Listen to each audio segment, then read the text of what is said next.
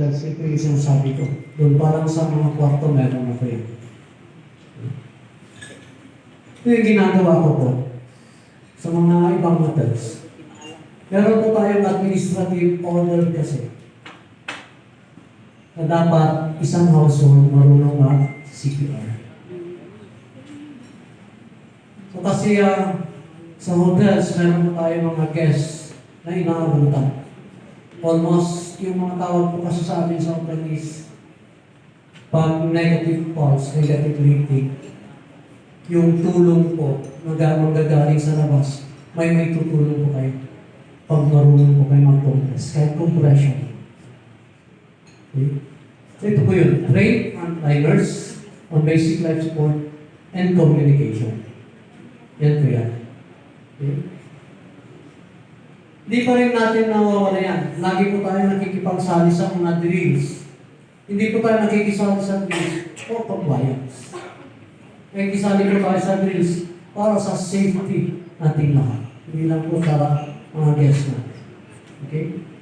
Participate in citywide drills and awareness programs. Yan po ang ginagawa natin. Ito po yung kailangan niya.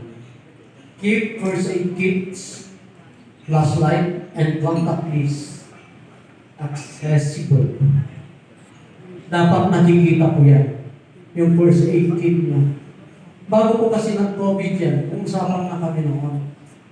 For every establishment, meron na po sana kayong AED. Yung Automated External Defibrillator. Napakadali po yun. Imbis na naghirap kayong mag-compress, may mga pads po yan. Ididikit nyo lang sa tagiliran sa kamay shoulder. Tapos i-on nyo lang yan. Pag nag-on yan, sasabihin niya, pakinggan nyo lang yung mga prompt niya. Okay? Sasabihin niya kung huwag yung gagalawin o isi-CPR niya. Check for pulse, check for breathing. Naka-monitor na po yung pads niya. Okay? Sasabihin niya po kung i-compress mo siya. So yun po yung isang makakatulog sa inyo. Okay? So ngayon, meron na po tayong tinatawag yung robot. Kompleto na po yun. So lahat po yan ng establishment dapat meron po tayo.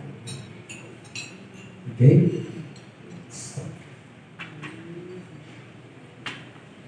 Ito na po yung nagkaroon na po tayo ng COVID no. Okay. Para hindi po lumala yung sitwasyon ng may sakit na magdadala sa hotels. Okay. Integrate safety and preparedness.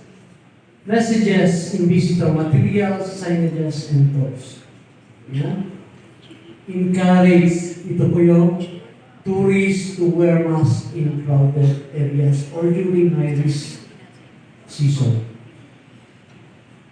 Nagkaroon na po tayo ng COVID. So ano po yung isang naging protection natin? Mask. Ito po. Laking tulong po yan. Okay. Okay, mga crowd. Wari, nakikilamay po tayo. Maraming pa. Mag-mask lang po kayo.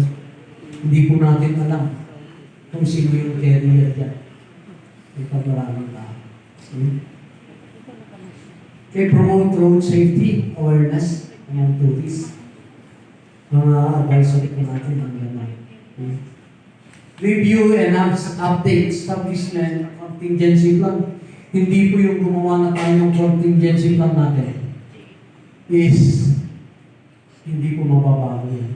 Gaya po ng BGH, sample ko na lang po yung BGH. Yung all BGH natin, ang emergency room natin, yung all is nasa bungan lang. Nagbago po tayo. Lumipa tayo sa exit. Magbabago yung contingency sa emergency plan naman natin. Lalo na po kayo, nagdagdag kayo ng floors o nagdagdag kayo ng building, mababago po yan. Okay?